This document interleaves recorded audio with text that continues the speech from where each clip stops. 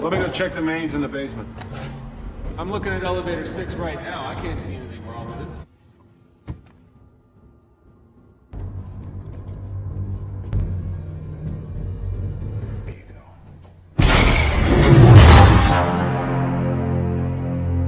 Kisah akan merujuk pada sebuah konsep mitos atau mitologi yang dinamakan dengan Devil's Meeting, yang jika diartikan secara harfiah berarti rapatnya para iblis. Setan dedemit iblis juri ganggarangan werjit berada di tengah-tengah umat manusia untuk mencari para pendosa yang telah melakukan kesalahan dengan tujuan untuk mengambil jiwanya agar bisa menjadi partner mereka di neraka. Dan inilah Devil.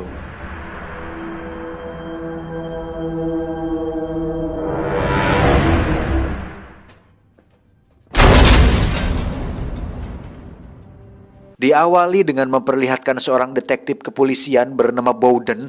Ini orangnya. Sudah beberapa tahun sejak kematian anak dan istri tercintanya akibat mengalami insiden tabrak lari, sehingga Bowden merasa bahwa dirinya tidak memerlukan adanya Tuhan, karena jika ada, kenapa dia memberikan penderitaan kepada makhluk ciptaannya sendiri?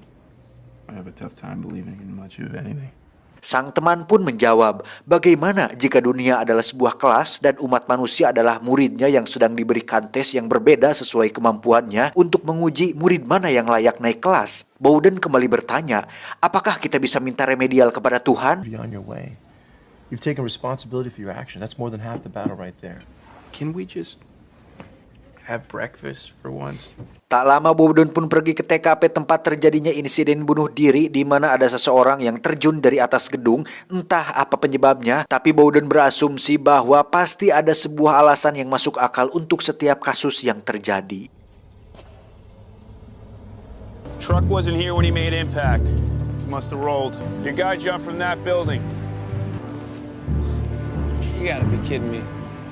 Di gedung yang sama tempat insiden terjadi, kita akan melihat 5 orang masuk ke dalam lift, dan mari saya perkenalkan satu persatu dari mereka. Yang pertama ada si mekanik yang bermaksud untuk wawancara kerja, ada si salesman yang berbaju rapi, si wanita yang masih muda, si nenek yang ikut nimbrung, dan terakhir ada si satpam yang sebenarnya enggan naik lift karena memiliki fobia terhadap ruang sempit dan biasanya memilih naik tangga untuk menuju lantai atas. Dan saat lift sudah naik, tiba-tiba ya, lift pun seketika terhenti, entah apa penyebabnya, sehingga mereka berlima harus terjebak tanpa bisa membuka pintunya secara paksa. Oh, come on, man. Don't do this.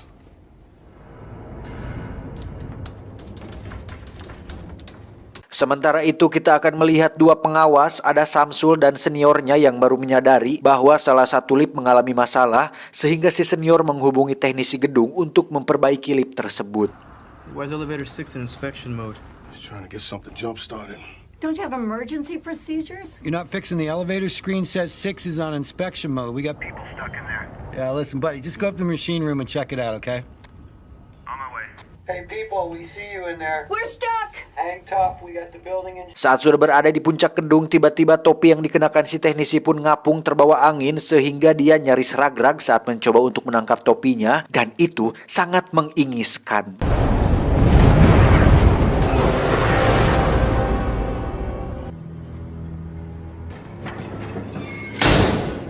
Setelah diperiksa, tak ada yang rusak dengan sirkuitnya, semua baik-baik saja. Kemudian si teknisi disuruh untuk merestar ulang listrik, sehingga mereka berlima yang ada di lift seketika dikejutkan saat lampu tiba-tiba mati. Cool. Be fine, I just didn't want you to... What's happening? Saat lampu mati, si satpam pun tak sengaja memegang si nenek yang membuatnya ketakutan, untuk kemudian dia menjelaskan bahwa dirinya memiliki masalah dengan ruang sempit akibat trauma yang dialaminya waktu kecil, dan alasan tersebut tetap membuat 4 penumpang lift lain merasa curiga. Have trouble with tight space. Oh, great. Still stuck. Let me go check the mains in the basement. Tak lama lampu pun berkedip lagi, tapi bukan ulah si teknisi, di mana Samsul melihat wajah pada layar monitor CCTV, entah apa itu, tapi Samsul merupakan orang yang cukup religius, sehingga saat melihat ada suatu kejanggalan, dia langsung menghubungkannya dengan hal-hal yang berbau mistis, tidak pakai kolor. Well, the lights keep shorting out and the passengers are getting scared. See if this helps. What? Dan lagi-lagi si teknisi nyaris saja maut saat sebuah lift hampir saja jatuh menimpanya saat sedang memeriksa lantai dasar di dalam jalur lift, tapi beruntung dia berhasil selamat. Kembali ke mereka berlima yang lagi-lagi lampu berkedip tanpa alasan, di mana kali ini terjadi sesuatu yang lebih buruk ketika si wanita mengalami luka seperti sebuah gigitan, sehingga mulai terjadi konflik yang membuat mereka berlima saling mencurigai satu sama lain.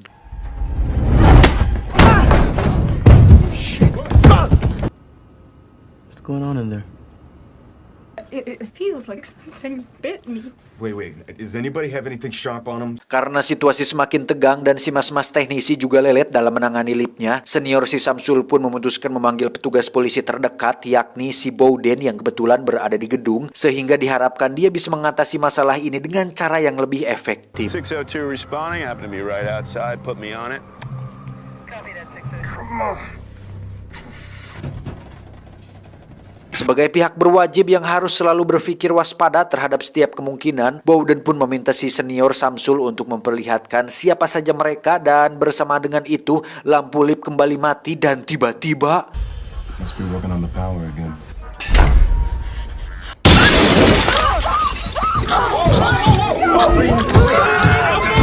ya, terjadi hal yang lebih buruk lagi, di mana si salesman tiba-tiba lehernya tertusuk pecahan kaca yang membuat dia tewas saat itu juga.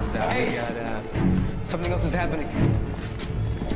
Saat Bowden kembali ke ruang pengawas untuk memeriksa tentang kemungkinan siapa pelakunya, Samsul malah berasumsi bahwa ini ada kaitannya dengan penampakan sosok wajah yang dia lihat tadi, di mana Samsul yakin bahwa semua ini terjadi akibat ulah iblis yang sedang menguji manusia, dan hal itu jelas hanya memperibet penyelidikan dan logika berpikir yang sedang dilakukan oleh si Bowden.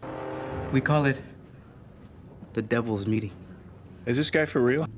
Don't touch the body. This is a crime scene now. Karena situasi semakin tidak kondusif, Bowden pun meminta dinas pemadam kebakaran untuk datang, yang seharusnya mereka lakukan itu sejak dari tadi. Dan sembari menunggu petugas pemadam membuka paksa pintu liftnya, Bowden pun pergi ke perusahaan tempat si salesman bekerja dan mendapatkan informasi menarik bahwa ternyata si salesman dikenal sebagai orang yang brengsek karena pernah melakukan penipuan investasi bodong sampai-sampai membuat korbannya bunuh diri akibat kerugian uang yang diakibatkan oleh si salesman tersebut. Do you have a list of people that got burned by him? Yeah, the ones that filed. I'm gonna need it. There's a good chance one of our people didn't sign in. How's that? Because that person might be on this list. Kembali ke si mas-mas teknisi yang sedang mencoba turun menggunakan tali, di mana tiba-tiba muncul beberapa burung cangkurileng yang kekagokan si teknisi, sehingga dia terjengkang dan membuat karabinernya coplok. Si teknisi pun jatuh tepat menimpa lift, sehingga membuat mereka semua yang ada di lift menjadi ketakutan.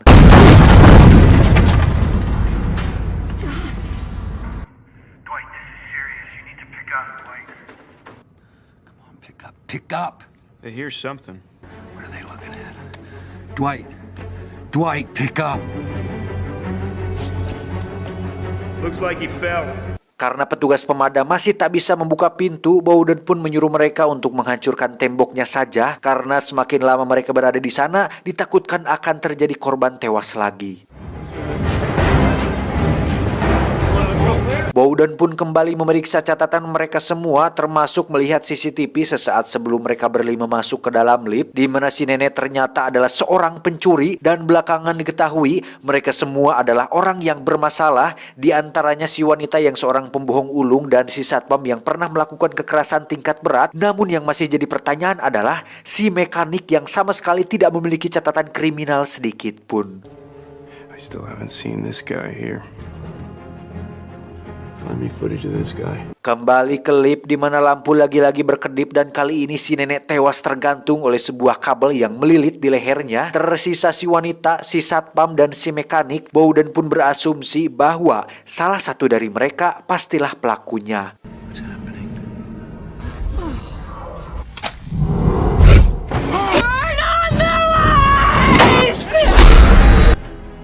Which guy do you think is doing this? There are 3 people in there. They're all capable. Namun Samsul langsung menyela bahwa ada campur tangan syaiton dalam hal ini, di mana dalam kepercayaannya, syaiton atau iblis biasanya mempertunjukkan sesuatu hal secara terbuka dan membiarkan yang lain menjadi penontonnya. There's a reason we're the audience.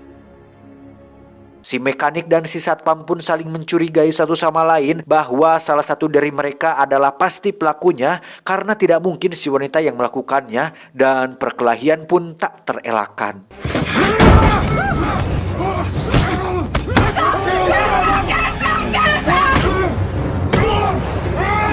Beruntung Bowden pun berhasil menyapih keduanya. Kok menyapih bahasa Indonesia nanti apa ya? Meredam, melerai keduanya. Dan tak lama anak buah Bowden pun mendapat informasi bahwa si wanita sedang mengurusi masalah perceraian dengan mantan suaminya. Dan salah satu pengacaranya kebetulan sedang ada di gedung tersebut. 3 counts of blackmailing rich married men. Now what's going to see a lawyer on 42 named Wayne Kazan?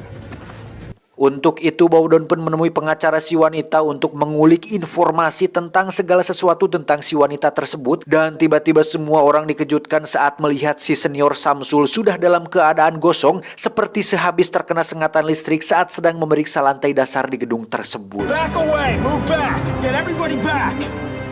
Back away! Tak lama, Bowden pun kembali mendapat informasi bahwa mantan suami si wanita adalah pemilik dari perusahaan jasa keamanan yang mana semua security di sana adalah anak buah si mantan suami, sehingga ada kemungkinan bahwa si satpam yang ada di lift ditugaskan untuk membunuh si wanita atas perintah dari mantan suaminya dan korban yang lain hanyalah pelengkap saja. The guard works for the woman's husband. I think the 2 victims were just a decoy. The guard is gonna kill her. Come on, man, next to me. I'll keep you safe. Untuk itu Bowden pun segera memerintahkan para petugas pemadam untuk secepatnya mendobrak tembok sebelum si wanita dan si mekanik menjadi korban selanjutnya. Tapi tak lama, lampu pun kembali padam dan saat menyala, si security pun tewas dengan leher terpelintir sehingga fakta ini menjadi kontradiktif dengan asumsi yang menganggap bahwa si security adalah pelakunya. Don't let it go dark in there. This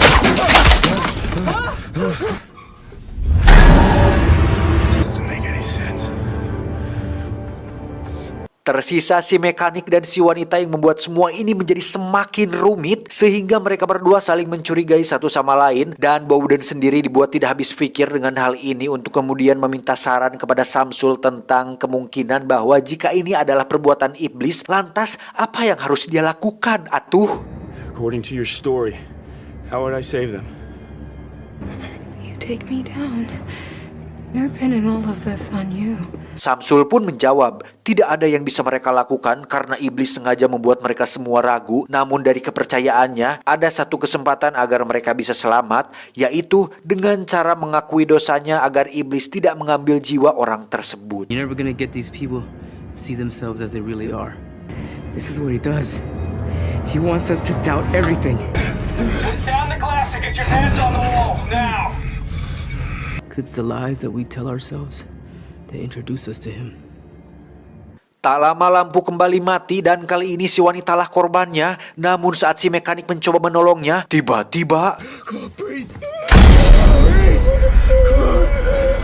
ya, si nenek pun bangkit, di mana hal itu membuat semua orang terkejut, tidak terkecuali Bowden dan yang lain. Dan dari warna hitam pekat yang memenuhi matanya, si iblis sepertinya mengambil wujud manusia, yakni si nenek itu, sehingga membuat mekanik akhirnya menyadari bahwa kematian semua orang yang ada di lift adalah perbuatan si iblis yang sengaja mengambil jiwa mereka untuk dijadikan partner di neraka. Who are you?